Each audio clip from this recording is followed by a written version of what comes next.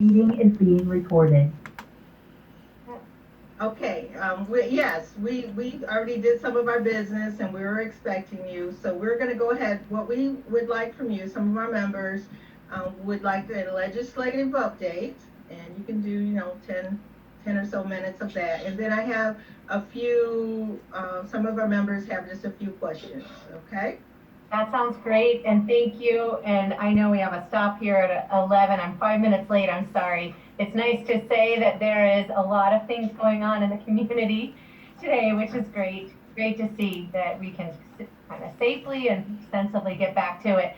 So on a high level, very high level, there has been a lot going on at the state level, which I know you happen to be more informed than most in the NAACP. So I'll touch on some high level areas, and then if there's something you want to hone in on in the question portion, that would be great, and I'll do my best to answer or follow up if I don't know the answer.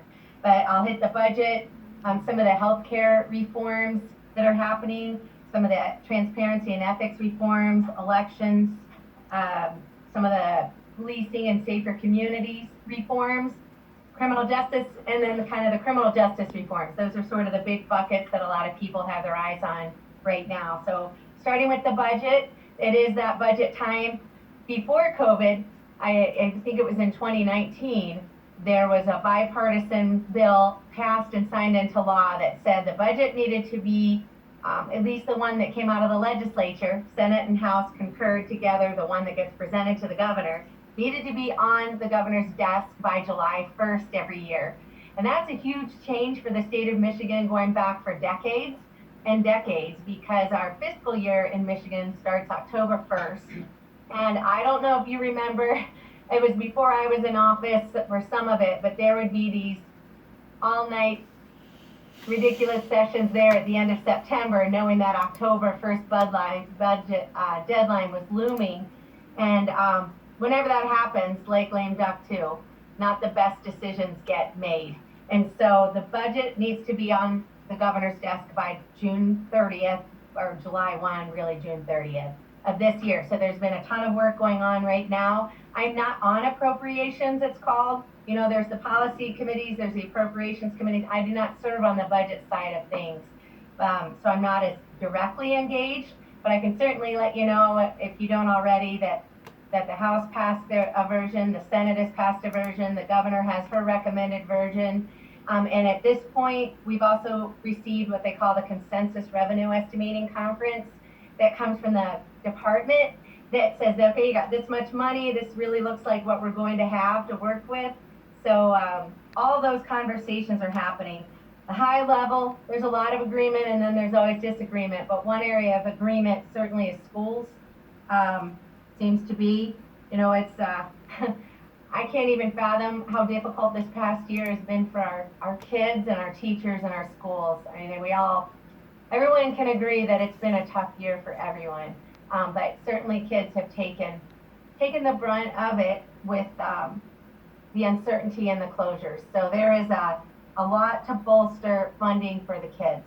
I should back up too and tell you, we have two different budgets going on right now, which is unusual. One is the regular one that will be for the next fiscal year.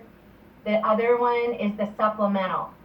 And that's not normal right now, but of course nothing's normal right now. And that is all of those federal dollars coming in the millions. So that budget's happening at the same time, but a lot of the same buckets, if you will, are in those budgets. So specifically for schools, I know the House version, and trust me, this is not the final product. This is a step in the process of all the negotiations that go on. But there was another increase in that per pupil funding allowance, and that's gone up every year since I've been serving. I'm in my final term, as you know. But every single year, there's been more money going to the schools. And this year, the House version has an additional 4% increase on that per pupil. So we're really getting closer and closer every year to where the school administrators want to see that per pupil funding amount. The other huge thing for Lenawee County that maybe isn't as big a deal for people in Bloomfield Hills or some of those types of areas in our state is closing this funding gap. You know what I'm talking about on that one, where some of the more rural schools often have had a much lower per pupil funding rate than some of the other more well-funded schools like Washtenaw and Rochester Hills and Oakland County. And so there's been an effort every single year to bring that funding gap together so that, because every student should be worth the same amount, and they are worth the same amount. The other huge area of funding increase is in mental health services for kids. I don't know if you've talked to some teachers, or maybe you know have students in your life. It's tough right now. It already was before COVID. You were seeing mental health issues going into the lower and lower grade levels, even into the elementaries, first and second grade. Some sad stories, and it's, from what I'm hearing, worse now. I heard from our high school counselors around our county about 2 months ago, just the heart's breaking. They need a lot more resources. And so the House budget had $450 million more to increase school psychologists, social workers, counselors, nurses, $50 million more to provide retention and recruitment for those positions. Retention, I mean, it's tough. We already have a shortage of that type of worker and all across the board, and it's tough in the schools, and they aren't paid enough. So that's a biggie. And then there's another $50 million for other types of mental health programs in the schools. There's you might have heard of TRAILS. Adrian Schools uses something called TRAIL.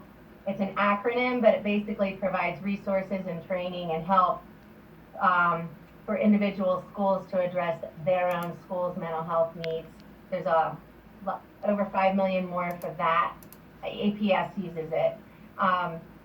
And then there's a lot about our early childhood education, early on program.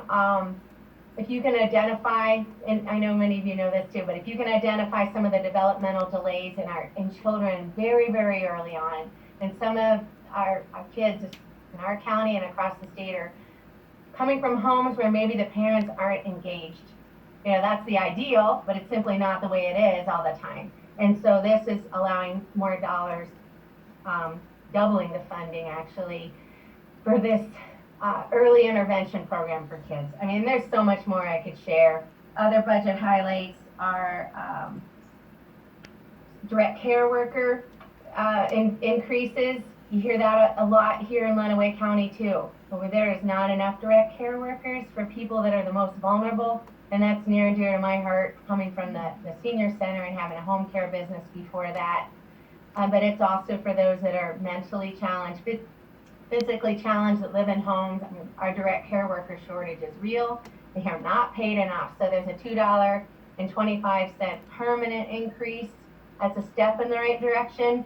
I just helped form what's called a CARES caucus on that top segue with some Democratic co-chairs, including Yusuf Rabi and someone named Padma Kupa, and me, to really take a deep dive into how we can address some of the care delivery in our state.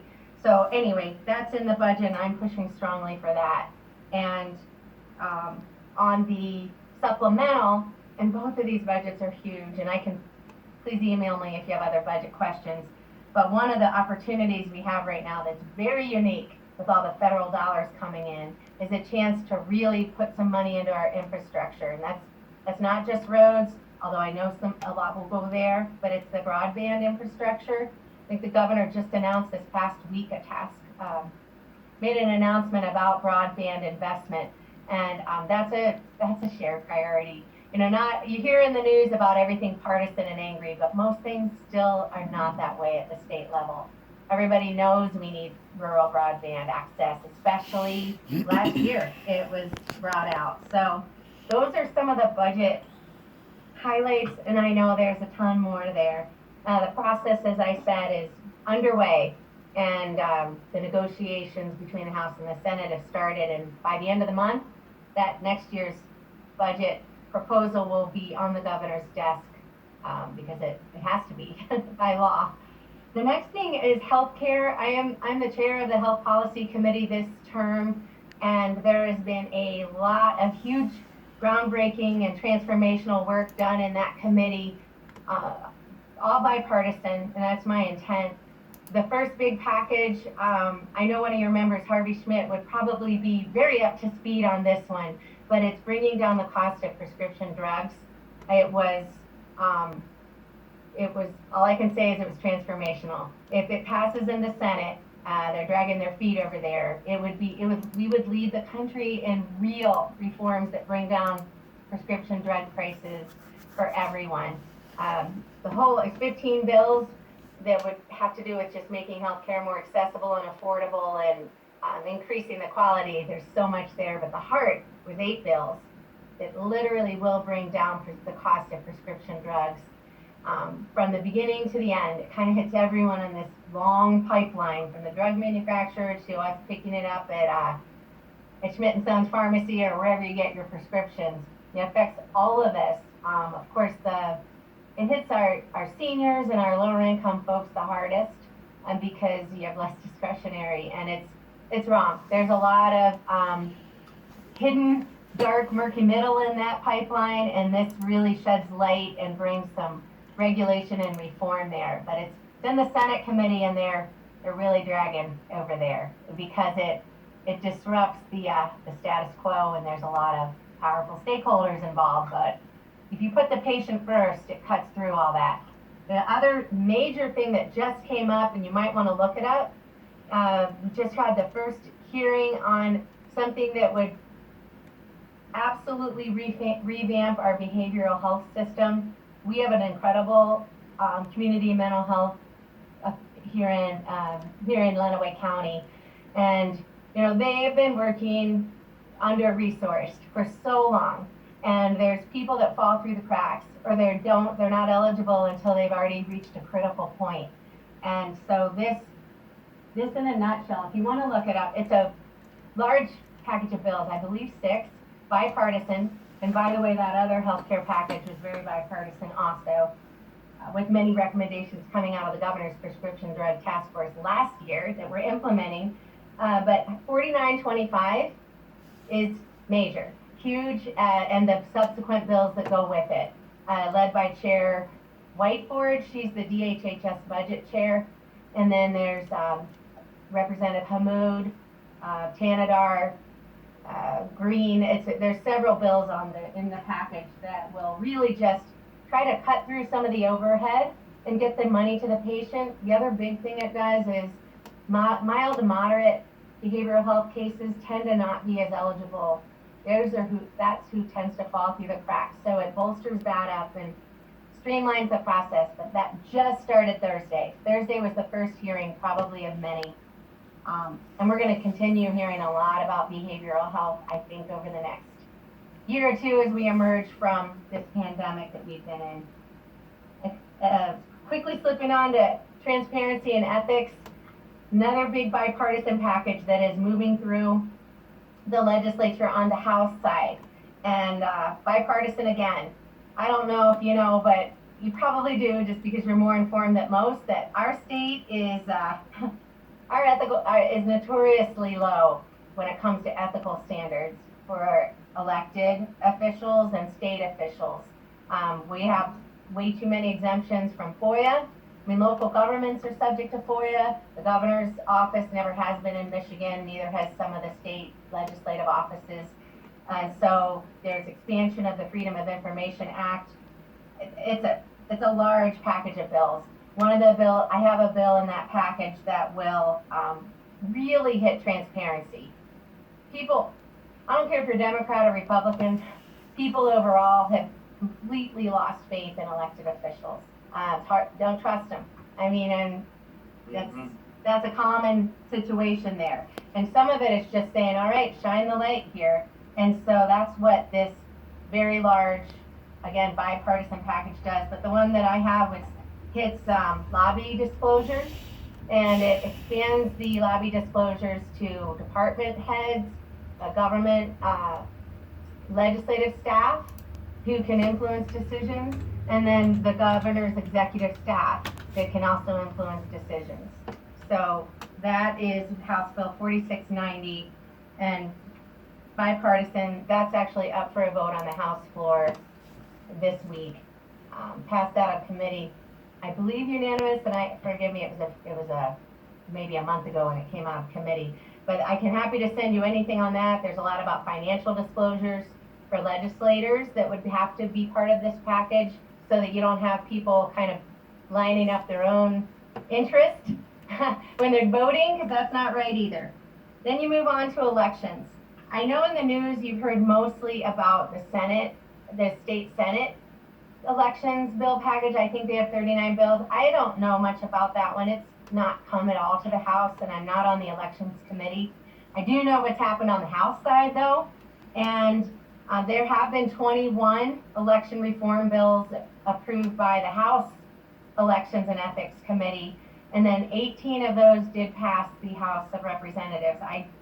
I voted no on 3 of those, 3 or 4, whatever it was in this one little package. But basically, they were fairly sensible. They did a lot to help our local clerks do their job more effectively, improve access for legal voters, and kind of respond to any irregularities. And some of the high-level ones is simply, this came from a clerk. This idea came from the clerk, but providing a procedure to remove people with uncertain dates of birth from the QBF. It gives a procedure to remove people who haven't voted in more than 20 years. They can just go in and re-up when they go in to get an absentee ballot. Requires changes the due dates for lobby reports. Again, that's that transparency. It makes a clear time frame for renewing initiative petitions for the SOS. Makes candidate filing fees non-refundable, and requires that those funds go to pay for voting equipment. That's sometimes a real burden for counties, but when they're forced to do it. Gives county clerks, this is the county clerk one, the ability to remove deceased people from the voter rolls in a timely way, because they get that information anyway, because they're the ones that record the death certificate. It's within the clerk's office there. The ones I voted no for, it was a 4 bill. They just still passed, but I just, hearing from people here, especially our libraries and those that want millages on the ballot, I voted no. But it eliminates the May election date. We have March, or we have the May, August, November. Actually eliminates the May and consolidates Michigan's election calendar to just June. It takes the May and the August to June and November, rather than the May, August, November. And that's in the Senate. I don't know how the Senate feels. Talk to Dale Zorn on that one, I guess. So I can send you the list of these 2. I'm trying to go very fast. Other major initiatives right now is some of the policing issues.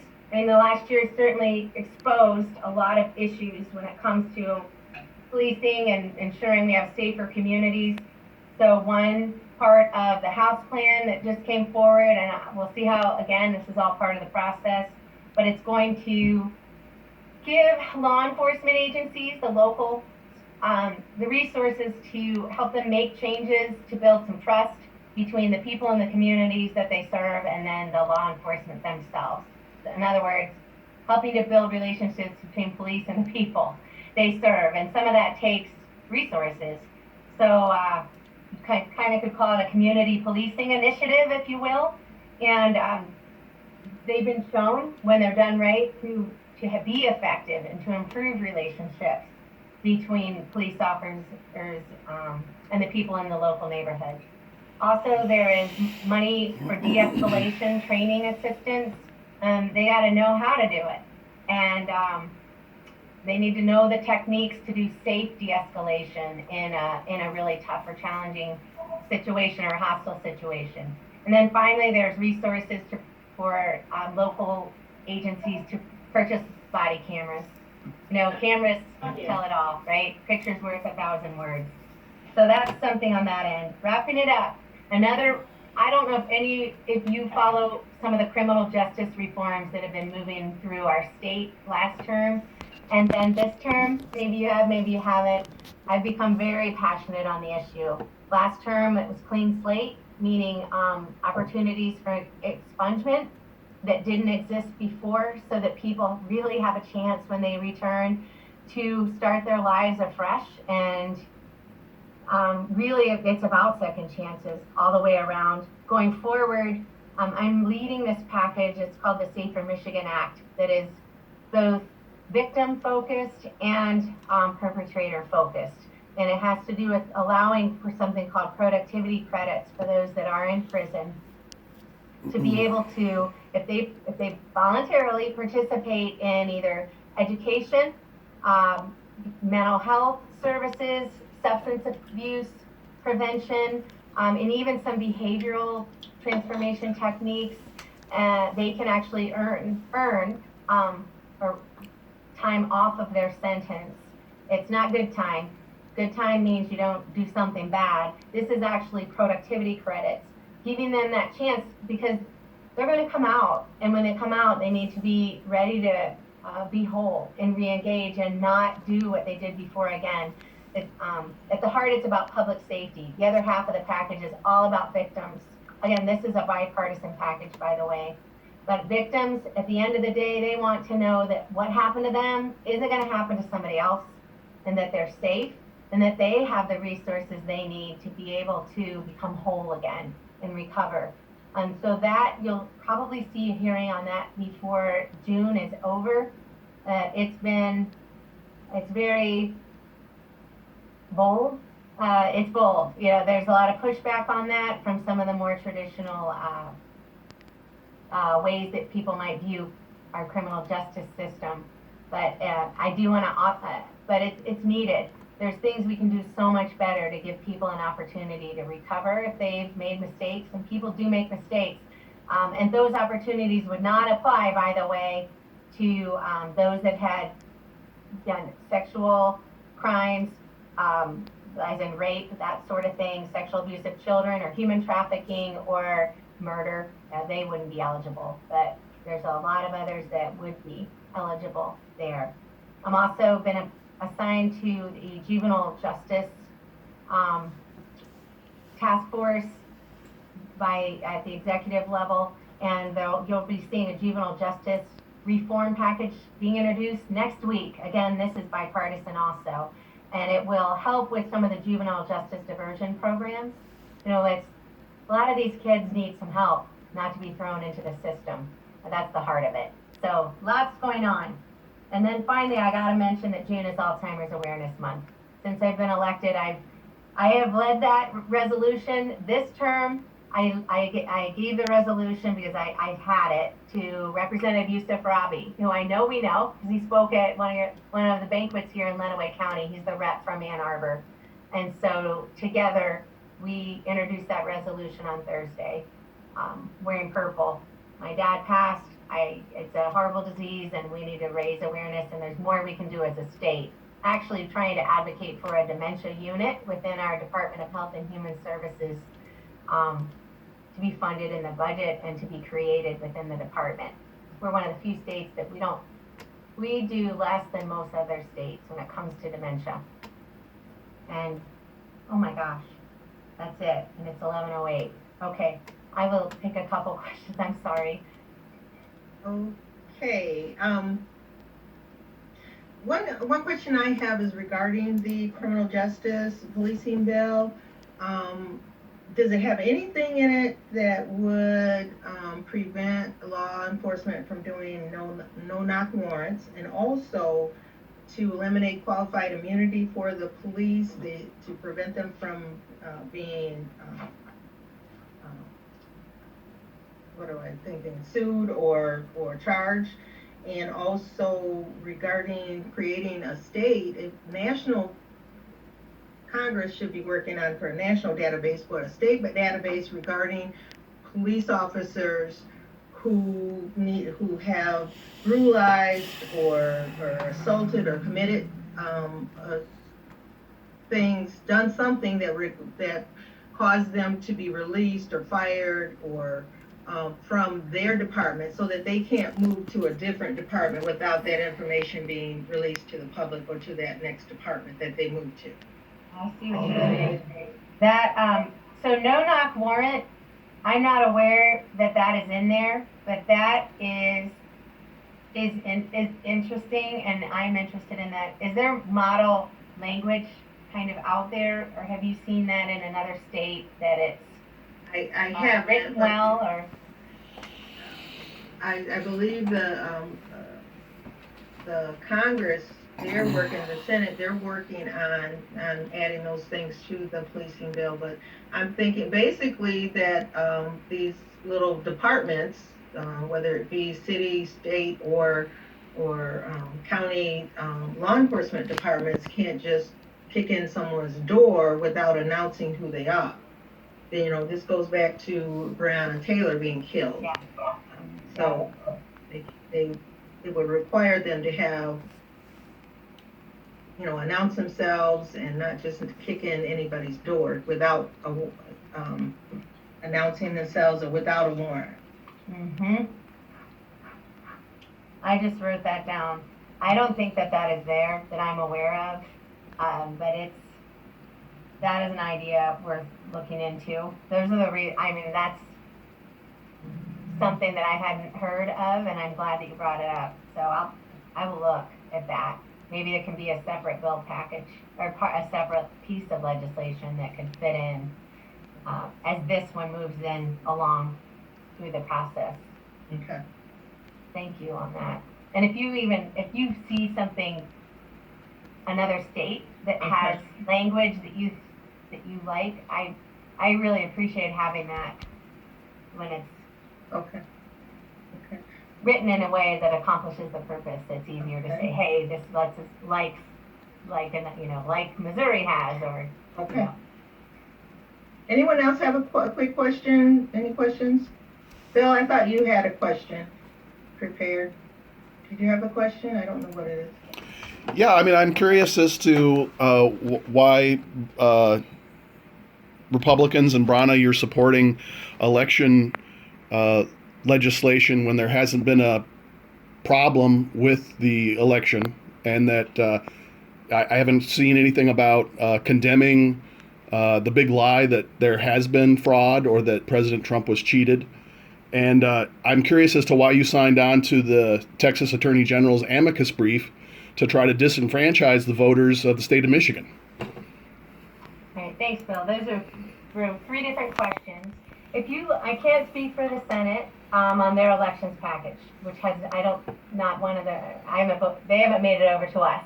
But on the 21 bills that are in the House thus far, 18 of which have come before me, because I'm not on that committee, and they are coming from a lot of different sources, including clerks themselves, some with the Secretary of State. There's just many things that can be done as follow-up to the 2018 Proposal 3 that passed that put more on our clerks. And they do a great job, by the way. They have a lot on their plate. Yeah, this isn't about helping clerks. This is about suppressing the vote. This is about preventing black and brown people from voting. Mm-hmm. That's what the analysis is. You asked about the Texas amicus brief, and as I've shared before, that was in early December before the state of Michigan was set to certify the vote by the Board of Canvassers. And so my part in that was knowing that there were hundreds of thousands of people that had questions. And so it was, for me, and for anyone else, it was about putting a pause on the process to allow a little more time for investigation through the courts.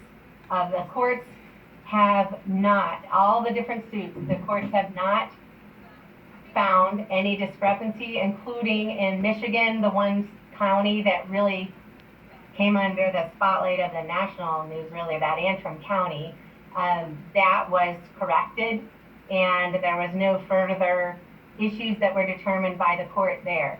And so by the time we came into, toward the end of the year, it was clear that there was no court that had found any of the evidence brought before them, or proposed evidence, to be valid. In other words, no court has upheld, that I'm aware of, that there was fraud. But that other suit that you brought up, Bill, was in early December. Right. So why didn't you tell your constituents that they were being lied to by the president? And then why are you supporting legislation? Why are you supporting legislation that is going to disenfranchise people that are elderly, poor, and people of color? None of these bills that I have voted on do that. That's not And accurate. I'm glad to send them to you in detail. And again, I think you might be referring to the Senate bills that haven't come before me. I think some just passed out last week, either out of their committee or their Senate. But there's been so much happening in the House. Yeah, I'm focused but it on wasn't a it. pause. I mean, the amicus, I mean, the lawsuit would have disenfranchised the people of the state of Michigan, and you supported it. So it wasn't a pause. It was to throw the votes out for the people of the state of Michigan and the people you represent. Thank you, Bill. Okay, one more question. I think she has to go. Anyone else have a question? I'd like to hop I have in a for a second, question. Jeanette, if that's okay.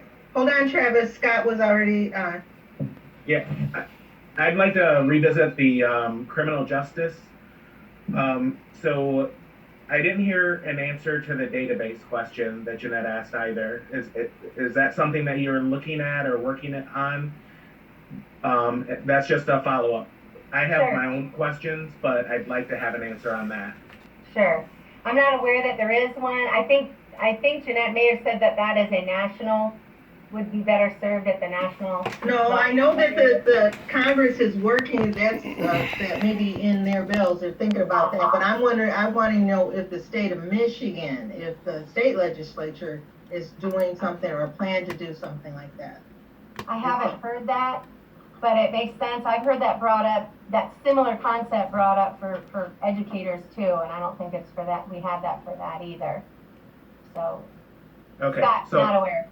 Okay, thank you. So my questions are, you mentioned the de-escalation funding, and I mean, I can't speak for the entire state, obviously, but because of the fact that I have worked here in Lenawee County with the police department, I know that they already have de-escalation training. So are you suggesting that when you provide funding from the state specific to de-escalation training, that you will also require it to be done more often? Because they're Yeah. already doing it. Yeah, and kudos to our Adrian Police Department. I think not all are, and not all have funding to implement what's very, very important to implement. And so when there is directives or guidance or coming from a department or from the legislature, either one, and there's no funding to go with, it's tough for some of these poor communities in particular that are tight. So it's money, it's trying to fund and bolster that ability.